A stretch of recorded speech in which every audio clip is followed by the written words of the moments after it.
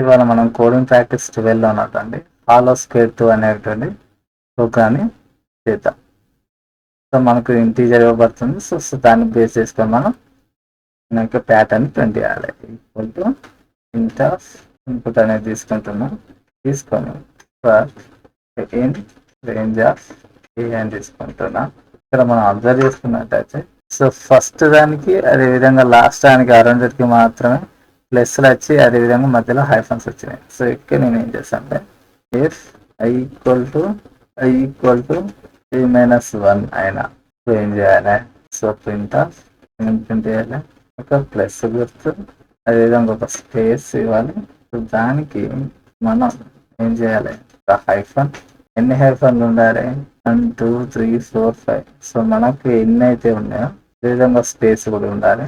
Space ఏ ఆ తర్వాత ఏం చేయాలంటే మళ్ళీ మనకు ప్లస్ గుర్తునే ప్లస్ గుర్తు అదేవిధంగా స్పేస్ అనేది ఇచ్చేసి ఒక్కవేళ లేదు ఆ 0 కాలేదు అన్నప్పుడు హెల్త్ పార్ట్లో ప్రింట్ ఇక్కడ ఏం చేస్తుందంటే స్పేస్ ఎప్పుడైనా స్పేస్ అదేవిధంగా ఇక్కడ ఎన్ని స్పేస్లు అంటే 2 స్పేస్లు ఇస్తున్నాం. అదేవిధంగా సో ఇక్కడ మనకు సింబల్ ఇచ్చి ఇప్పుడు ఒకసారి రన్ చేసి చూద్దాం.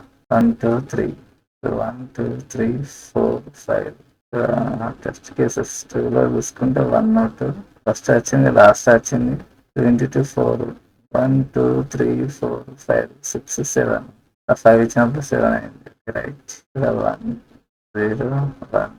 సో ఇక్కడ +2 కలుపుకున్నాం. +2 కలుపుకొని రన్ చేసి చూద్దాం. y = 0 అదేవిధంగా i =